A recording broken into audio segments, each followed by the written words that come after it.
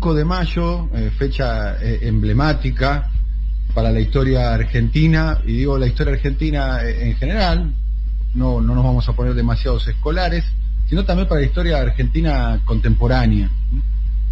Ya el profesor hizo su columna sobre la asunción de Cámpora en el año 73, y también fue un 25 de mayo, pero del año 2003, que se inició un ciclo político que, con interrupciones, vaya si tuvo interrupciones, ni más ni menos que los 4 años del macrismo, viene ocupando el centro de la escena política en la Argentina, y irradiando también a la región, como es el kirchnerismo. Un 25 de mayo del año 2003 asumía Néstor Kirchner, la fórmula Néstor Kirchner y Daniel Scioli, en un gobierno que en aquel momento se parecía que podía durar muy poco. Había un sector mayoritario, un sector importante de la sociedad que no sabía escribir un apellido que tenía tantas consonantes como el apellido Kirchner.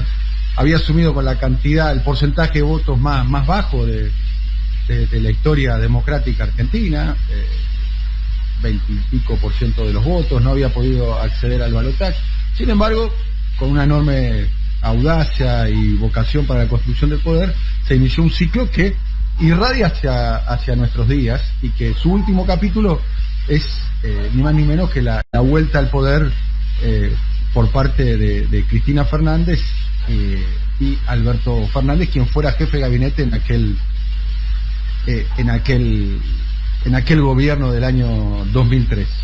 Y hay un libro que relata un poco todo eso y que reconstruye todo eso, que es el libro, lo tengo aquí conmigo, se llama El peronismo de Cristina, de Diego Genú, que es periodista y analista político, que está aquí para conversar con nosotros. Diego, muy buenos días, ¿cómo estás?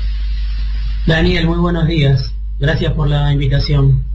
Bien, a ver, el libro tiene varios méritos para mí. Uno de los méritos que tiene el libro, y tuve la oportunidad de decírtelo, es que profundiza en términos históricos sobre un hecho que es muy contemporáneo, tan contemporáneo que irradia sobre estos días, digamos. De hecho, te voy a hacer algunas preguntas de coyuntura, que también van a ser preguntas que tienen alguna clave en la historia, ¿no?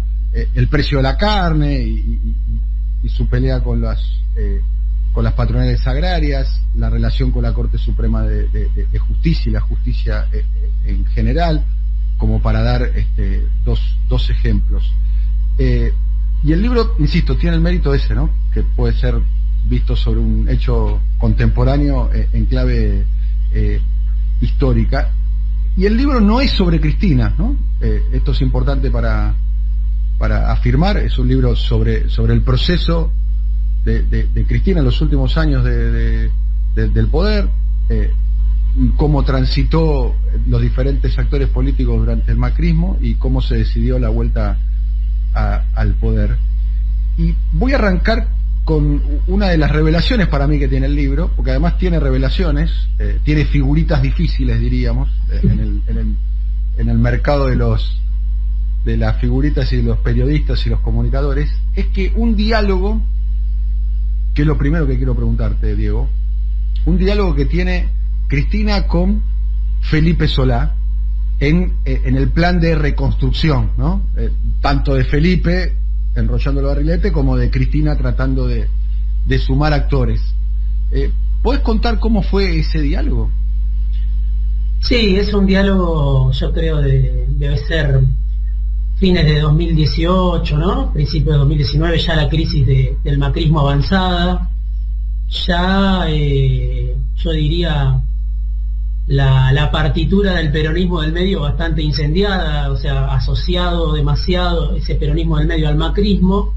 Lo que era Alternativa Federal se empieza a desgajar, nunca terminó de arrancar, obviamente, y Felipe era uno de los que de alguna manera había desandado su propio camino, ya había tomado distancia de Sergio Massa y había intentado él personalmente, y también coincidía con un intento de Cristina, de recuperar esa relación, ¿no? De recuperar la relación con Cristina en un proceso no televisado, digamos, un proceso que la dirigencia política, que Cristina en particular, creo yo, empezó a andar a partir de la crisis del macrismo, con muchas reuniones, y en uno de esos encuentros que Cristina tenía con muchos de los supuestos presidenciables, de los que intentaban decir, bueno, puedo ser yo en este momento, dado que el macrismo está terminado, y dado que Cristina ya fue 2 veces presidenta y tiene una porción de la sociedad que la rechaza, puedo ser yo. En ese marco, Cristina se reunió con Felipe Solá y le hace esa pregunta que uno de los protagonistas, que había varios en esa reunión, no eran solo Felipe y Cristina, uno de los protagonistas me la cuenta. Cristina le dice a Felipe, ¿vos para qué querés ser presidente con este quilombo? ¿No? Una pregunta que, según lo que me dicen, Felipe no puede resolver bien, ¿no? Porque claro, uno podría decir, quiero ser presidente porque es una materia pendiente de mi vida, puede haber dicho Felipe quizá, o puede haber pensado en ese momento, pero realmente era una situación difícil, por la pesada herencia que iba a dejar el macrismo, ¿no?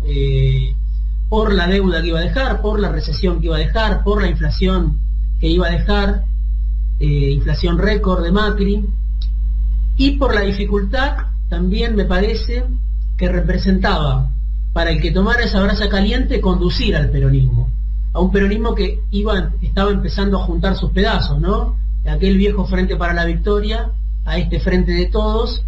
Bueno, hubo un proceso donde con Cristina en el centro, Cristina reconstruyó su poder, yo creo que diseñó una estrategia, y a esa estrategia le hacía falta un nombre, un candidato. Podía ser Felipe, hubiera podido ser Felipe, pero esa pregunta que Cristina le hace a Felipe, para mí es una pregunta que yo imagino se la hizo a todos los que desfilaron por el departamento de Recoleta, y hasta puede ser una pregunta que ella misma se hizo a sí misma. ¿Para qué quiero yo ponerme al frente de este proceso que va a estar plagado de restricciones, ¿no? Y de ahí, bueno, de ahí creo que es una pregunta que explica incluso el presente, que explica hasta la candidatura de Alberto. Alberto estaba en esa reunión, Alberto Fernández, entre Felipe y Cristina, y creo que no pensaba que se iba a tener que hacer cargo de ese quilombo iba a ser él finalmente, ¿no? Estamos hablando con Diego Genú, es el autor de este libro, El peronismo de Cristina, y tiene, insisto, varias revelaciones. Cristina fue desplegando de alguna manera, Diego, y ahora se ve, ¿no?, claramente, fue desplegando algunas señales de lo que podía llegar a ser en el año 2019. Yo recuerdo cuando fue candidata, allá por el año 2017, hace su primera entrevista. Para mi gusto fue casi como una indagatoria, ¿no? Hay que decir que como candidata ella se sometió a periodistas y a comunicadores que tenían una línea editorial muy crítica con su gobierno, para decirlo de un modo elegante, y las entrevistas fueron casi indagatorias. La primera de ellas fue en la señal Infobae, en el diario digital Infobae, frente a Luis Novarecio, y no sé si recordás, pero decía esto puntualmente Cristina con respecto al 2019. Si en el 2019 yo soy un obstáculo para lograr la unidad del peronismo y ganar las elecciones, no voy a hacer ningún obstáculo, al contrario, voy a hacer todo lo necesario para que el peronismo, no solamente el peronismo, porque el peronismo nunca ganó solo las elecciones, sino el peronismo en un frente amplio, como que en una fuerza que amplíe sus fronteras, pueda ofrecerle a la ciudadanía algo mejor que lo que está teniendo. ¿Usted está diciendo que se excluye de la posibilidad de ser candidata a presidente del 2019? Si esto impide la unidad y ganar, pero no tengas dudas. Bueno, vale destacar esto, porque finalmente cumplió, ¿no? Quedaba muy instalado, entre los cuales lo instalaba el propio Alberto Fernández, que es: sin Cristina no se puede, con Cristina no alcanza.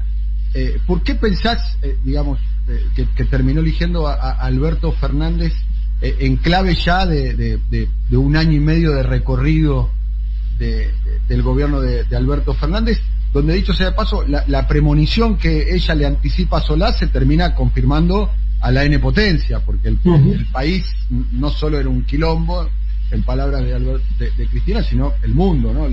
Ya, Cristina obviamente no imaginaba la pandemia. Sí, yo creo que hay que retrotraerse para entender esa decisión de Cristina a los inicios del kirchnerismo, ¿no? A ese 23 de mayo de 2003, a ese primer kirchnerismo arrollador, con Néstor presidente, con Alberto jefe de gabinete, a un espacio medio mitológico para los que cubríamos ya en esa época, o muy poco después empezamos a cubrir al kirchnerismo en el poder, que era como una mesa chica que tenía Néstor Kirchner, ¿no? Y esa mesa chica estaba integrada por Cristina, que quizá no era no era miembro permanente de ese elenco, pero sí un miembro fundamental, ¿no? Por la sociedad política, además del matrimonio con Néstor. El otro era Carlos Zanini, siempre se dijo, y el otro era Alberto Fernández. Ahí en esa mesa chica, en ese espacio donde se confrontaban puntos de vista, se tomaron decisiones fundamentales, ¿no?, de la historia argentina. Y Alberto Fernández cumplía un rol ahí. Y el rol que cumplía era el de incorporarle probablemente a Kirchner un punto de vista que no era un calco del que Kirchner traía. El que cumplía también Alberto Fernández era el de acercarle a Kirchner una serie de relaciones que él ya tenía con el poder económico, con el poder mediático, una perspectiva propia, una trayectoria propia. Alberto había trabajado con Duhalde, y no hay que olvidarse que cuando Cristina asume como presidenta en el 2007, ella pide que Alberto sea el jefe de gabinete, entre las condiciones que le pone a Néstor, digamos, según siempre se contó. Bueno, yo asumo esta idea. Kirchner, vos lo sabés, Daniel, tenía una idea de un proyecto a largo plazo, de alternancia. Que apenas gana el 2007 lo va a buscar a Labaña, y Alberto Fernández no solo que es jefe de gabinete, sino que se queda con la mitad del gabinete, lo nombra al ministro de Economía. Al Lustó lo trae él, para dar un caso, ¿no? Totalmente. Tenía mucho poder Alberto, y Cristina consideraba muy importante el rol de Alberto en ese día a día. Por eso también el dolor, diría yo, por eso también la frustración, por eso también el rencor, el enojo de Cristina con Alberto, que se va durante el conflicto con el campo, ¿no? Porque creo que era el funcionario más importante para Cristina, obviamente después de Kirchner, que no era funcionario, pero que era su sostén principal, ¿no? Y entonces, digo, después de 10 años, entre ese 2008 y 2018, donde Alberto fue casi un panelista de televisión, donde peregrinó en distintos intentos fallidos por parir el post-kirchnerismo, el post-cristinismo, quedó medio difuso ese recuerdo, pero me parece que estaba presente todavía en Cristina, en Alberto, aquel funcionamiento inicial de ese kirchnerismo arrollador que tenía Alberto en un lugar importante. No digo que era el que tomaba las decisiones, pero era una palabra importante en esa mesa chica del poder, y creo que por eso Cristina lo eligió. Y me animo a decir que no encontró, ella respetaba, según me dicen a mí, las fuentes con las que hablo, mucho la palabra de Alberto, ¿no? Entonces, sin duda que Alberto representaba un giro al centro. Para muchos cristinistas puros, uno podría decir, podía representar incluso hasta cierta claudicación, porque Alberto tenía una trayectoria propia, había sido muy opositor esos 10 años, y había estado con Massa, con Scioli, con Randazzo, pero además de que Alberto representaba un giro al centro, representaba ese plus para la unidad que Cristina necesitaba en ese momento, también tenía ese recuerdo, o sea, seguía siendo aquel Alberto, ¿no?, de las decisiones importantes en el primer esquema de Kirchner. Y yo creo que Cristina fue a buscar eso, fue a buscar una palabra que respetaba, fue a buscar un trampolín con el poder, un nexo con el poder, y fue a buscar a ese jefe de gabinete eficaz que después en el poder, no sé si lo encontró, me animaría a decir que no, que Cristina está disconforme con muchas de las decisiones que toma Alberto, y ese recuerdo hoy no sé si está siendo refrendado de la mejor manera, pero fue a buscar todo eso en Alberto Fernández, me da la sensación.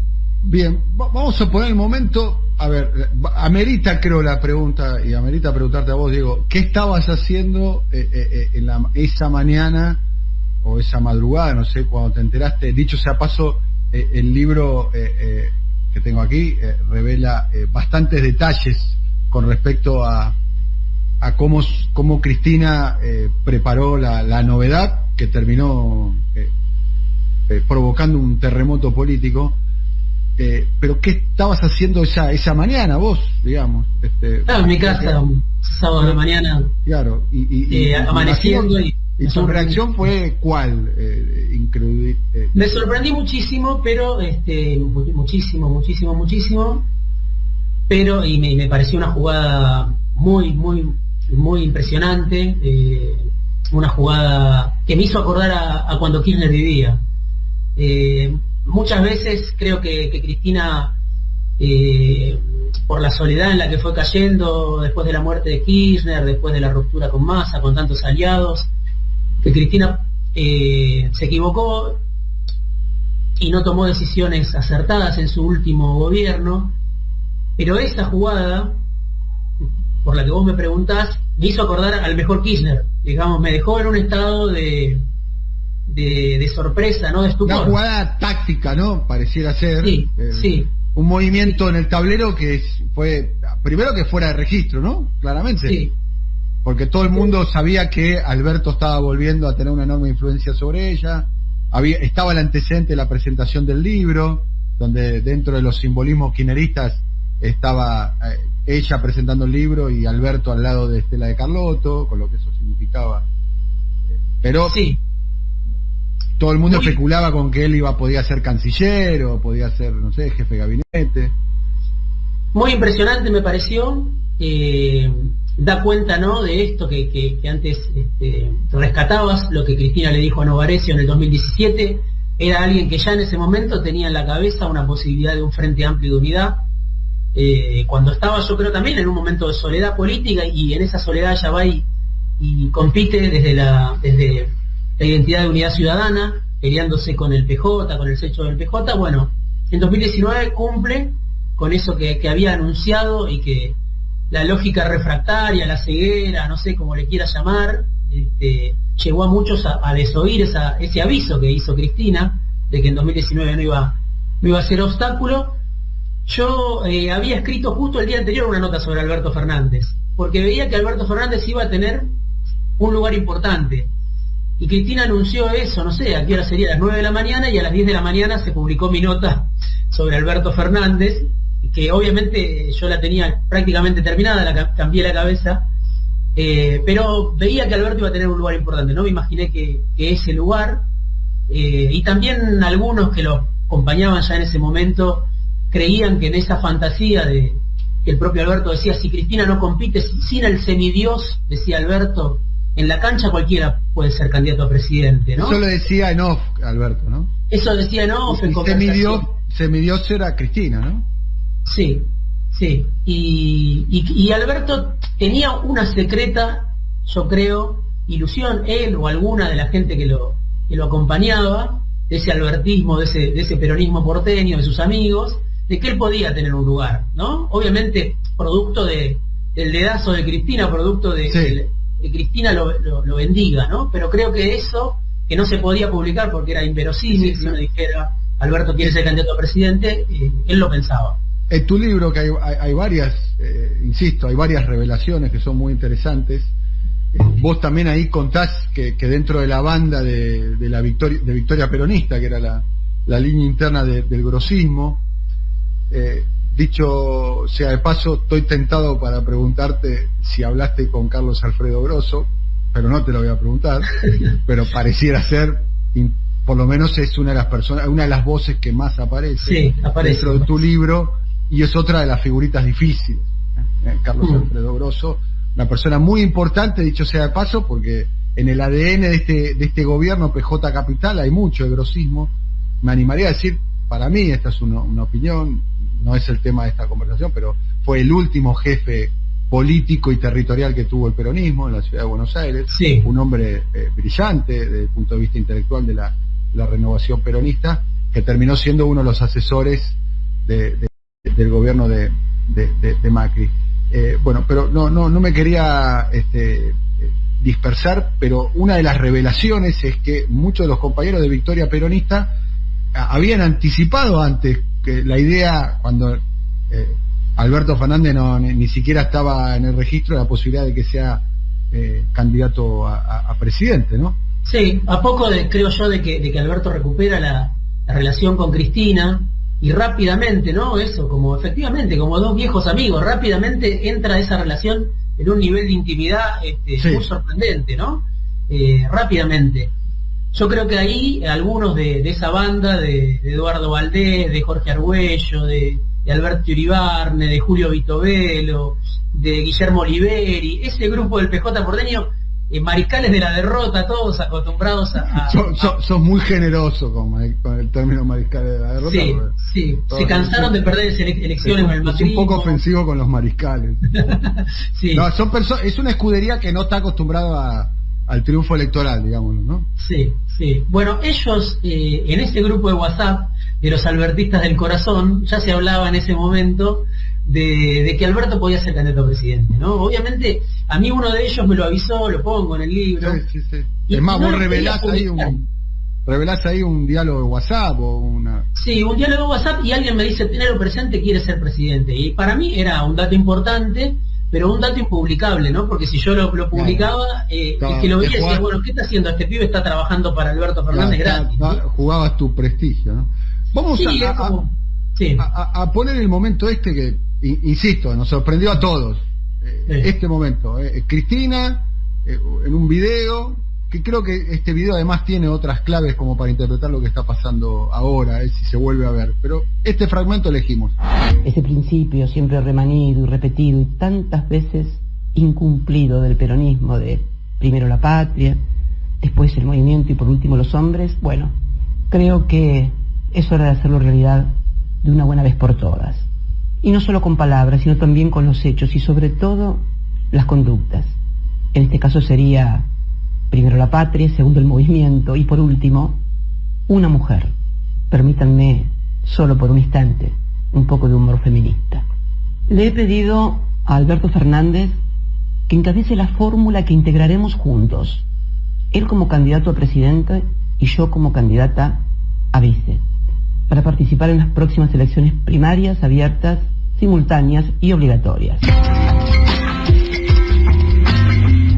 Bueno, es historia, pero un poco deslizaste vos en nuestra conversación y también leyendo tu libro, escribiste que Alberto le iba a permitir a Cristina la posibilidad de reconstruir con sectores con los cuales ella ya no tenía diálogo. El poder económico, que en un ratito vamos a hablar, fundamentalmente ese monstruo grande que pisa fuerte, que es el grupo Clarín, que ya no es solamente un grupo mediático, sino un grupo de telecomunicaciones y un grupo económico con un peso muy grande y conduciendo también a las patronales. Los Estados Unidos, ¿no?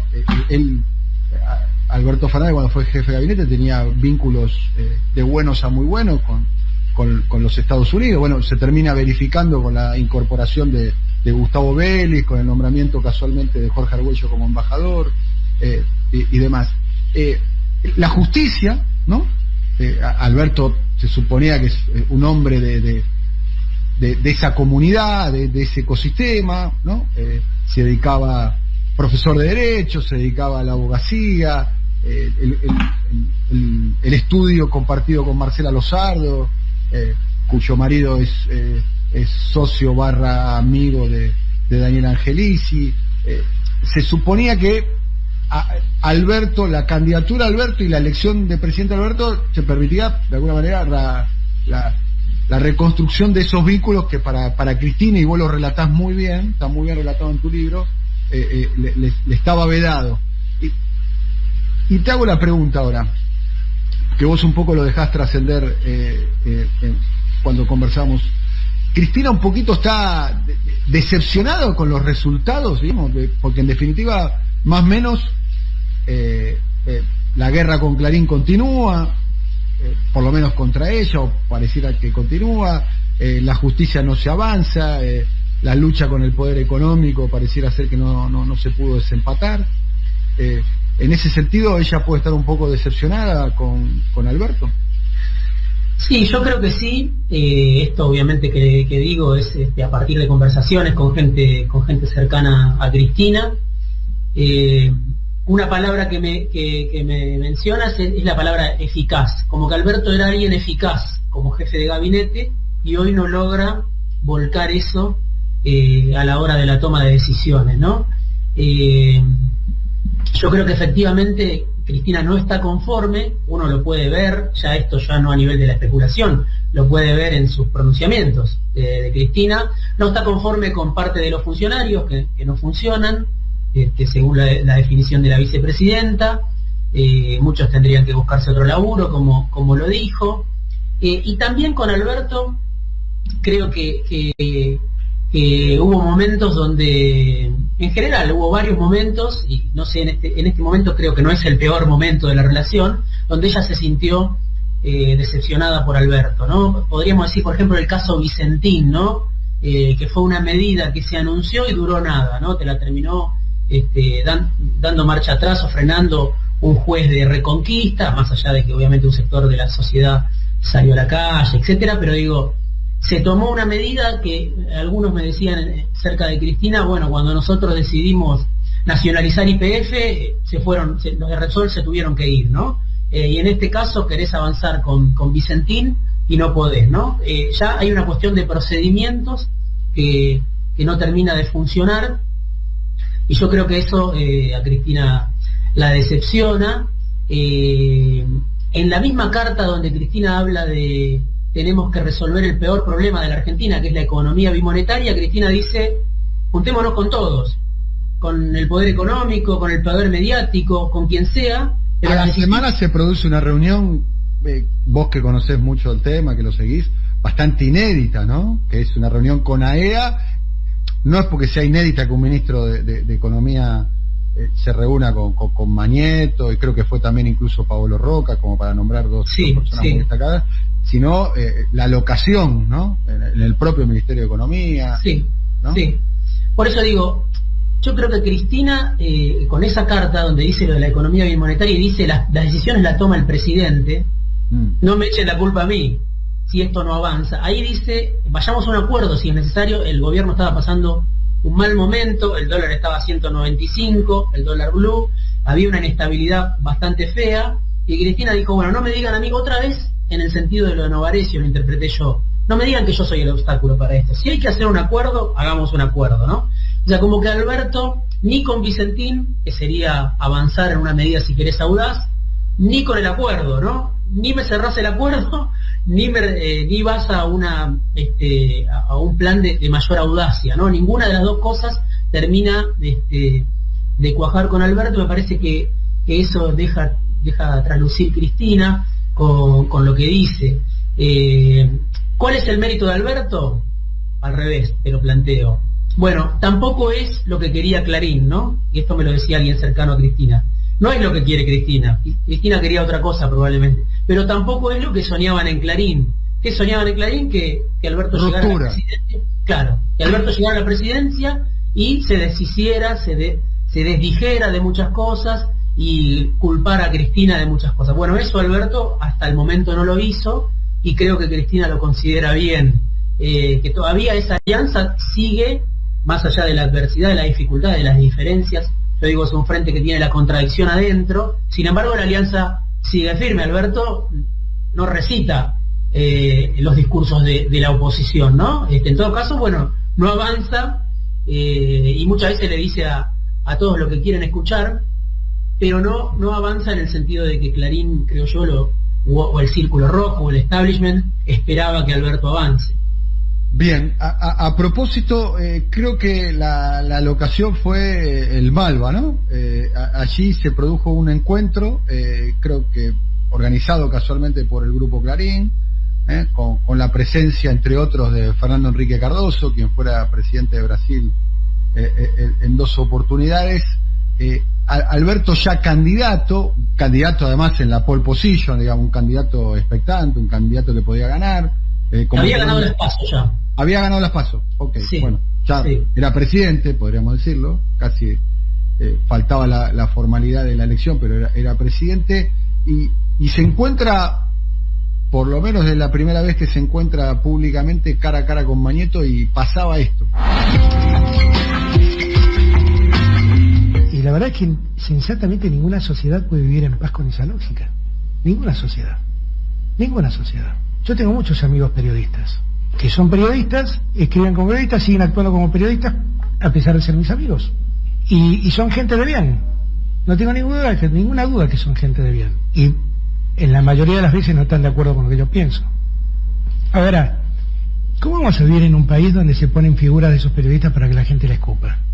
Eso es una vergüenza. Eso le íbamos a preguntar. Eso le íbamos a preguntar. Lo he dicho siempre. No es que lo estoy diciendo ahora, lo he dicho siempre. Y en aquel momento, la verdad que me puse del lado de los periodistas. ¿Y qué me costó a mí? Que terminaron diciendo que era un hombre de Clarín. Cuando veo a Héctor, que está ahí en primera fila, Héctor no me deja mentir. Desde que renuncié nunca más lo vi a Héctor hasta hace poquito. Bueno, esta es la versión en video, que estarán viéndolos algunos en video. Esto está saliendo también a través de la M530. Un detalle para mí absolutamente frívolo, o no, estaba mucho más flaco, el presidente de la Nación en aquel momento, y como telón de fondo, los auspiciantes estaba el grupo Pampa Energía, de Marcelo Midling, que fue, y ahí te quiero preguntar por el poder económico, ¿no? Que es uno de los capítulos, para mi gusto, uno de los capítulos más interesantes de tu interesante libro, Diego. Marcelo Midling, que fue muy denostado cuando era candidato Alberto Fernández, la verdad muy denostado, casi me animaría a decir uno de los pocos empresarios que nombraba con nombre y apellido, que los mencionaba con nombre y apellido, luego reivindicado como un empresario modelo, y ahí va, te introduzco la pregunta. Marcelo Midling acaba de deshacerse de sus operaciones en la empresa Edenor, que es una de las principales distribuidoras de energía eléctrica. La acaba de comprar, no sé si está del todo aprobada la operación, me parece que falta todavía una iniciativa. Sí, falta todavía. Falta un gancho, digamos, del Estado. Del Estado, pero vos fuiste el periodista que reveló esa noticia, tengo entendido, ¿no? Sí, la venta de Edenor. Y también fui uno que primero escribió una nota que nadie levantó prácticamente de los medios, porque Midling es un personaje interesante también. No sé si para un libro, pero un personaje que siempre cae parado, ¿no? Y que lo había ido, primero le compró, durante el macrismo, le compró la empresa Angelo Calcaterra, ¿no? IEXA. Claro, la empresa de Franco. Muchos sostenían que era el testaferro del macrismo. Fue como uno de los empresarios favoritos de Macri, ¿no? O los más beneficiados durante su gobierno. Gran beneficiado por la brutal transferencia de ingresos del tarifazo, ¿no? Es lo que decía el Alberto Fernández candidato, ¿no? Claro, Alberto va a la televisión un día y cuenta que lo fue a ver uno de esos empresarios, y ese empresario era Midling, ¿no? Yo indagué, me di cuenta en realidad y después lo chequeé, que había sido Midling, y el empresario que había sido uno de los beneficiarios del tarifazo, lo fue a ver a Alberto Fernández a Puerto Madero, al departamento de Pepe Albistur, y le dijo: lo único que te pido es que no me nombres, hacé lo que quieras después, si querés especificar la tarifa, bajar las tarifas, no sé, investigar el tarifazo, lo que te pido es que no me nombres como uno de los amigos de Macri, porque él decía, bueno, Caputo y Midling, dos de los grandes beneficiarios del tarifazo en la luz. Eso sucedió durante la campaña. Midling es un tipo muy astuto, evidentemente, que se quedó con la empresa durante el primer kirchnerismo. Después, durante el último kirchnerismo, terminó mal, con Cristina terminó mal con él, pero cuando asume Macri parecía el primer macrista, y Alberto lo denunció. Hoy pareciera, vía Sergio Massa, vía el propio Alberto Fernández, que es el primer albertista, Marcelo Midling, ¿no? Incluso Alberto, que estuvo en un anuncio el año pasado en una de las centrales que tiene en Marcos Paz, Pampa Energía, que se llama Genelva, Alberto lo mencionó como un ejemplo. Justo estaba lo de Vicentín, y Alberto dijo, bueno, acá lo tenemos a Marcelo, que es casi lo presentó como un contraejemplo de Vicentín, en el sentido de que invierte en el país, que genera puestos de trabajo, etcétera. Bueno, digamos. Es un personaje interesante, muy blindado en los medios, gran auspiciante, por supuesto, Pampa Energía, de los medios de comunicación, y con muchas relaciones con toda la clase, con gran parte de la clase política.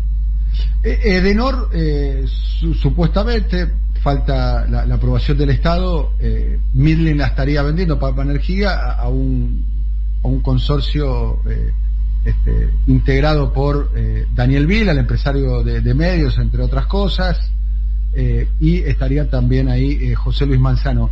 Manzano, dicho sea paso, insisto sobre la figura, es otra de las figuritas difíciles lograda por tu libro. Lográs una entrevista con José Luis Manzano, y ahí te quiero introducir en el tema, hablando de Midland, de este zigzagueante comportamiento público, hay que decirlo, público, de Alberto Fernández sobre la figura de Midland, ¿no? Que era primero el gran beneficiario del tarifazo y luego un empresario modelo ahora, según Alberto Fernández, claramente. ¿Qué hay acerca del poder económico y el comportamiento frente al gobierno de Alberto Fernández? Vos describís una situación como de empate perpetuo, y describís una situación a la cual más o menos padecemos todos, que es, bueno, bien, venimos del fracaso del pretendido proceso modernizador de Macri, los últimos 2 años de Cristina fueron un poquito con la lengua afuera, digamos, con dificultades. No arranca el gobierno de Alberto Fernández, hay una situación como de empate, digamos. Sí.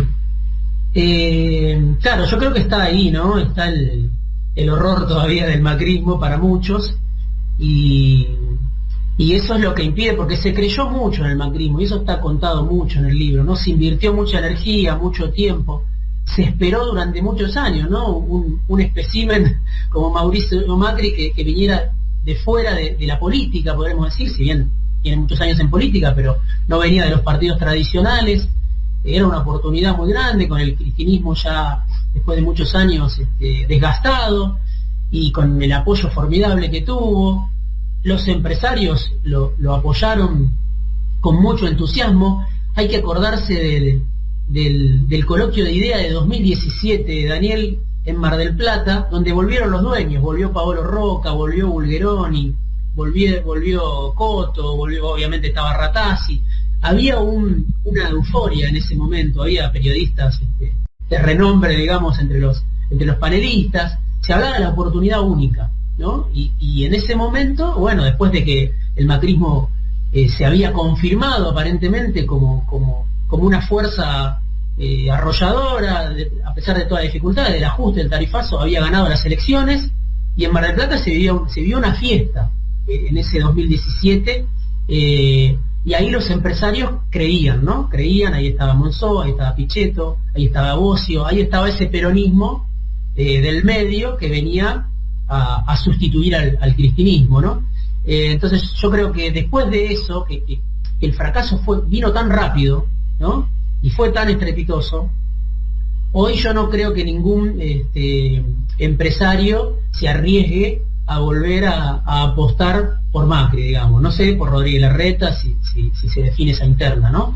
Entonces, cada uno me parece que hoy está buscando, hace la personal cada uno, ¿no? Cada empresario trata de conseguir un beneficio para su sector, pero no lo veo ni a Clarín, ni a EA, ni a los dueños con capacidad de liderar al empresariado contra el frente de todos, ¿no? Más allá de rencillas, más allá de la polarización, de lo que algunos medios puedan militar fuerte contra el gobierno o contra Cristina, yo no veo que en el empresariado haya margen como para que se vuelvan a embarcar en una aventura muy fuerte detrás de Macri o detrás del núcleo duro del PRO. Eso es lo que veo hoy por hoy, como una dispersión muy grande. Obviamente las élites empresarias no tienen un proyecto de país, a mi criterio, capaz de englobar a todos los argentinos y argentinas, y cada uno busca el rédito sectorial, personal, para su propia empresa, ¿no? Insisto sobre el tema, después de la experiencia del kirchnerismo, sobre la experiencia macrista, que como bien vos definís y bien describís, además fallida, ¿no? una experiencia, la primera vez un empresario que llega con un programa claramente neoliberal vía elecciones democráticas. Pero ¿qué hay de Alberto Fernández? Porque Alberto no ha sido hostil, si se quiere, con la comunidad de negocios, digamos, ¿no? Cada vez que se tuvo que enfrentar, enrolló el barrilete, digamos, ¿no? Sí. No ha planteado ninguna hostilidad, no ha sido expropiador, no ha avanzado. Creo que lo más hostil que fue cuando creo que la empresa Tenaris, en el inicio de la pandemia, produjo un despido de trabajadores y en una conferencia de prensa los calificó de miserable, pero rápidamente se transformó en una advertencia y pocos días después el propio Alberto pidió disculpas, o sea, y después el episodio Vicentín. ¿Por qué pensás que los grupos económicos no pueden, digamos, a ver, no funcionó con Cristina, no funcionó con Macri, no funciona con Alberto, que se suponía que Alberto aportaba eso, ¿no? Esos puentes de diálogo, Diego? Sí, está esta idea del Consejo Económico y Social, ¿no? Que es una foto cada tanto, pero de fondo me parece que hoy los empresarios además están callados porque hoy lo que se viene consolidando, y vos en tu programa lo venís hablando, y Artemio López es uno de los que lo dice con mucha frecuencia, lo que se viene consolidando es un derrumbe del salario que lleva 3 años y medio, ¿no?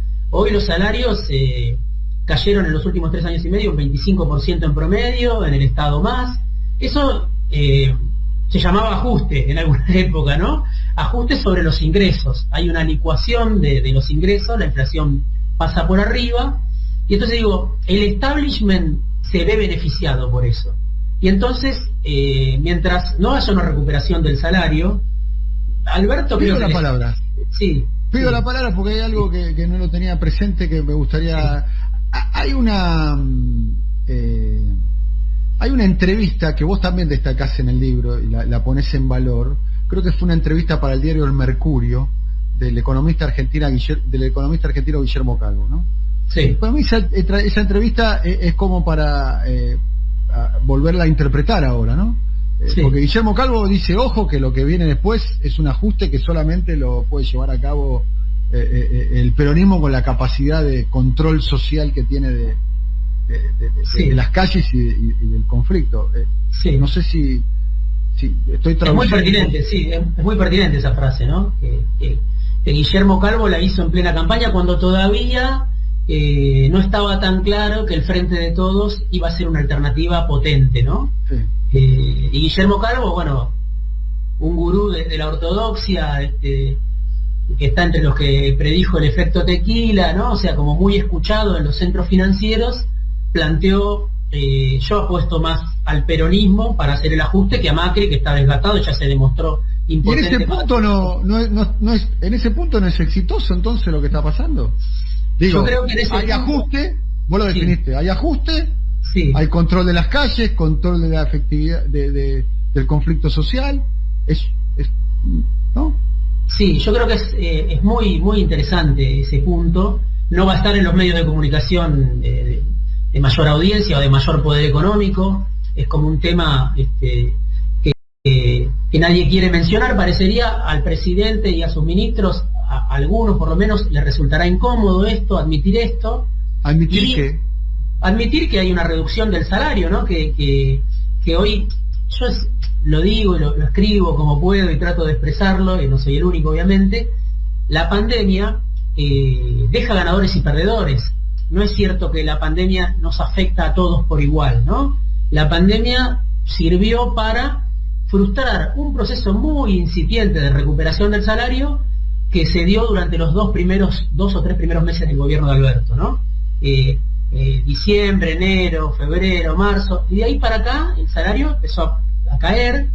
Perdieron los salarios contra la inflación en 2018 por goleada, perdieron en 2019, perdieron por poco en 2020 y están perdiendo feo. Pido. Sí. Vuelvo a pedir, según dichos del propio presidente de la Nación, según dichos de Santiago Cafiero, según dichos de Martín Guzmán, este año los salarios le van a ganar a la inflación. Sí, yo creo que hoy eso uno nunca sabe, ¿no?, qué va a pasar en el futuro en la Argentina, pero hoy parece un chiste de mal gusto casi, porque el cálculo de Guzmán del 29% de inflación anual, cuando ya tenés 17,6 en 4 meses, me parece que va a ser imposible que logre Guzmán esa cifra, y eso genera un efecto que los economistas, yo no sé si son los ortodoxos o los heterodoxos, lo llaman licuación, y yo lo llamaría ajuste sobre los salarios, ¿no? Y entonces, en ese sentido, hay una charla donde a Guzmán lo aplauden, te acordarás, hace unos meses, los empresarios, en una reunión, y en esa reunión Daniel Funes de Rioja, que ahora quiere ser el presidente de la UIA, quiere reemplazar a Miguel Acevedo, con una UIA supuestamente más opositora, él dice, a nosotros no nos importa que los salarios le ganen a la inflación, esto fue hace 2 o 3 meses. Sí. Lo que queremos es que nuestra gente esté vacunada y trabaje. ¿Cómo lo explico yo a eso? Bueno, el salario en el mejor de los casos, que hoy hasta el mejor de los casos está lejos, le puede ganar a la inflación por 1 o 2 puntos. Y los salarios vienen de perder 25 puntos en promedio. Entonces, a un empresario como Funes de Rioja, abogado empresarial, abogado patronal, no le importa ni siquiera que los salarios ganen por 1 o 2 puntitos, porque mira la cuenta un poquito más larga y dice, estoy reduciendo costos de una manera brutal. Lo único que quiero es que mi gente vaya a trabajar, ¿no? Eso es lo que dice este empresario de la UIA, de la COPAL, de empresas alimenticias. Entonces creo que es importante, y en ese sentido uno puede decir, sí, al empresariado le está cerrando en ese sentido la gestión Fernández, ¿no? Porque no hay vistas de que se recuperen los ingresos, aunque obviamente yo creo que de acá hasta la campaña va a haber una mejora de los ingresos, seguramente el gobierno lo va a intentar hacer. Cristina está diciendo hay que alinear precios y salarios. Bueno, hasta ahora ese alineamiento es desfavorable para los especificados, los que viven de un ingreso en pesos, porque alinear, bueno, ¿qué quiere decir alinear? También sería parte de una discusión. No hay una recuperación fuerte, y en ese sentido hay ganadores de esta pandemia, ¿no?, que son los mismos que habían ganado durante los años de Macri. Estamos hablando con Diego Genú. Diego es el autor de este libro, que se llama El peronismo de Cristina. El libro fue presentado, y es un detalle que a mí me gustaría que no pasemos por alto, digamos, su primera presentación pública fue en el programa de Carlos Pañi, ¿no?, un periodista, el columnista estrella de La Nación, que tiene su propio show televisivo, que es muy visto, es un editorialista muy influyente y demás. Uh-huh.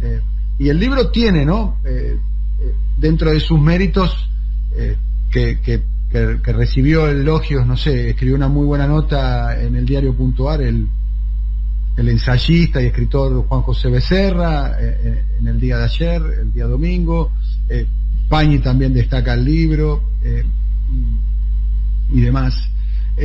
Y quería preguntarte ahora, mientras le voy a pedir a Diego, a Diego Blauzarán, si podemos poner el tape de los dichos de Cristina en La Plata, ¿no? Creo que ese discurso va a quedar a la historia, ¿no?, por la escenografía, ¿no?, un estadio vacío, los estadios suelen verse llenos, o están hechos para llenarse, para las multitudes. Estaba allí en La Plata y dejó algunas frases, entre las cuales está esta frase. A nosotros nos procesaron, y después hay alguno o alguna que dice que el lawfare es una construcción para justificar no sé qué cosa, por favor. Pero es para disciplinar. Por eso le digo a todos y a todas, todos aquellos que tengan miedo o que no se animan, por favor, hay otras ocupaciones además de ser ministro, ministra, legislador o legisladora. Vayan a buscar otro laburo, pero necesitamos gente que los sillones que ocupe de ministro, de ministra, de legislador, de legisladora, sea para defender definitivamente los intereses del pueblo. Muchas gracias, compañeros y compañeras. Los abrazo mucho y fuerza, que lo vamos a lograr. Ya lo hicimos y lo vamos a volver a hacer. Bueno, que se busquen otro laburo. decía Cristina en aquella fecha tan emblemática, a fines del año pasado. Quiero preguntarte, ya tramo final del diálogo que estamos teniendo, Diego, y quería preguntarte, ¿qué edad tenés vos, Diego? 46. 46 años. Sobre el capítulo de la cámpora, dedicás un capítulo entero del libro a la cámpora y obviamente sin todos los prejuicios de la prensa comercial que se indicaron a la cámpora, digamos, como una agrupación vacía, que iba por los cargos, tampoco siendo indulgente, ¿no? Porque también planteás que la cámpora tiene de alguna manera sus limitaciones a la hora de construir, pero destacás mucho un tema, que es que la cámpora de alguna manera atravesó el desierto a pie del macrismo, ¿no? Y logró sobrevivir.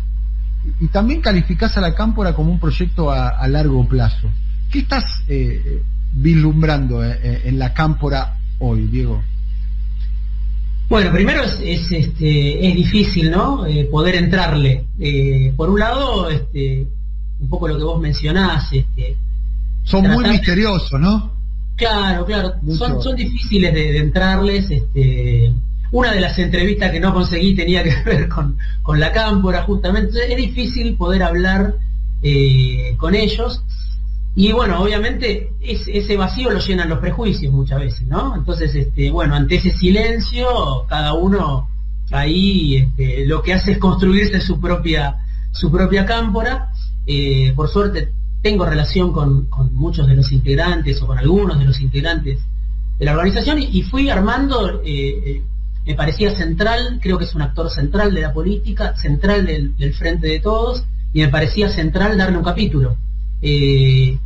Yo lo que vislumbro es que es una agrupación que obviamente creció en todos los sentidos, que la prueba ácida de la intemperie durante los años del macrismo creo que la mejoró como agrupación, ¿no?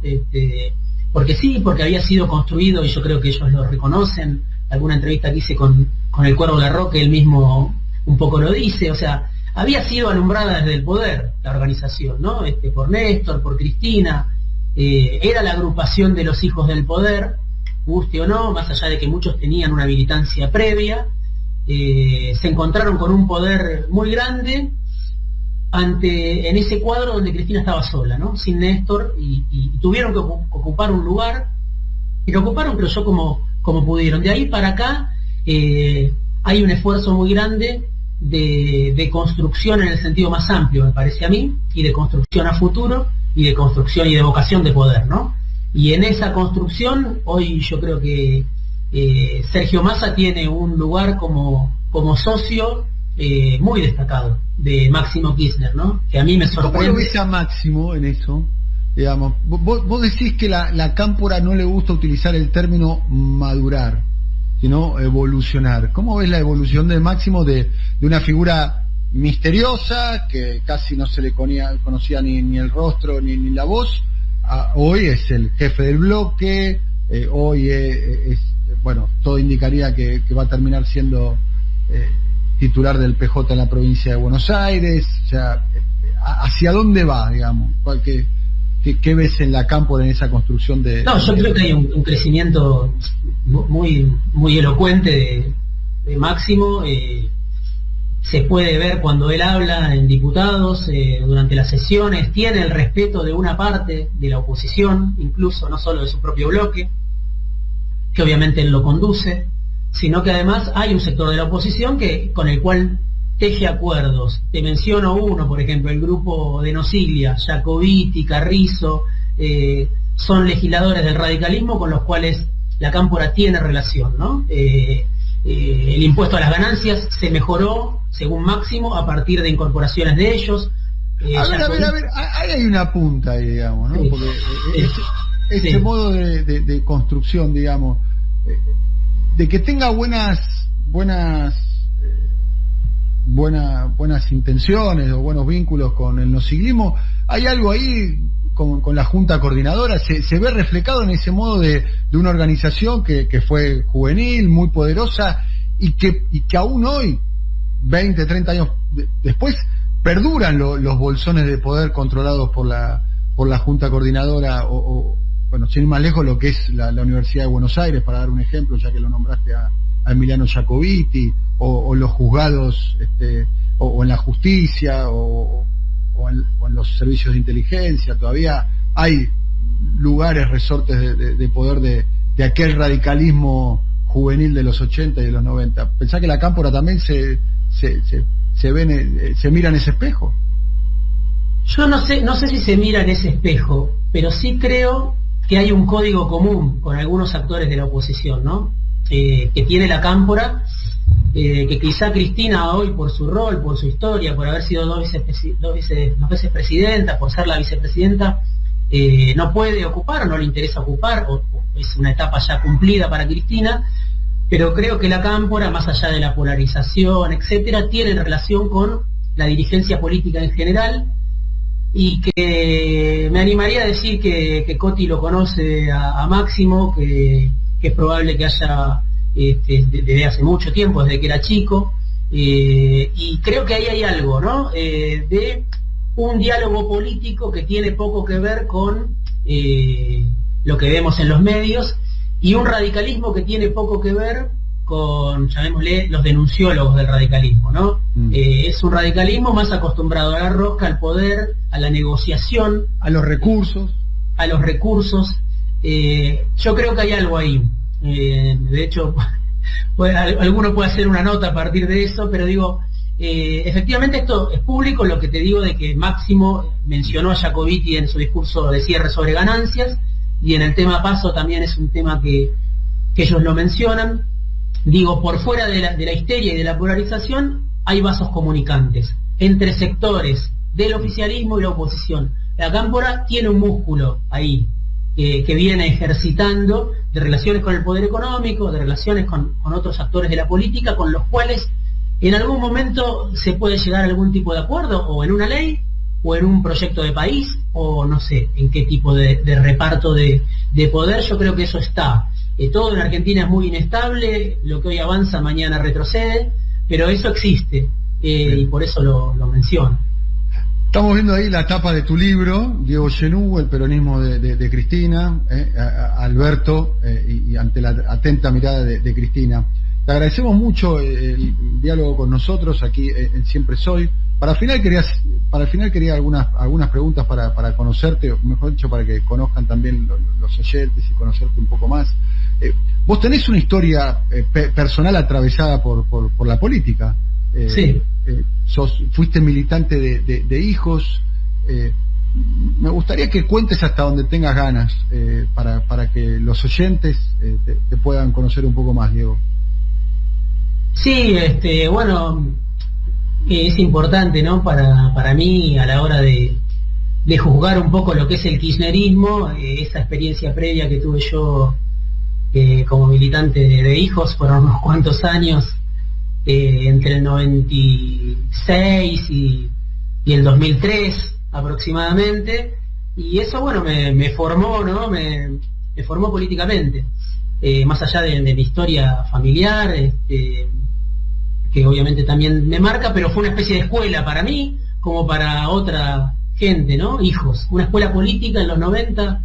Vos ya eras un periodista destacado, Daniel, así que algo te acordarás de lo que eran los scratches, que fue para una generación, fue una escuela de participación política, donde aprendimos muchas cosas, donde aprendimos obviamente a discutir, donde aprendimos a pensar en el poder, que era una idea distinta de poder a la que sería para charlarlo largo, digamos, pero bueno, era fines del menemismo, y yo aprendí a respetar al peronismo, podríamos decir, por muchos compañeros que conocí ahí. Vos venías de una posición más de izquierda clásica, digamos. Claro, mi familia había militado en la izquierda, digamos, y ahí me encontré con muchos compañeros, con padres desaparecidos, madres desaparecidas en el peronismo revolucionario, y bueno, todo eso obviamente me formó y yo creo que me enriqueció.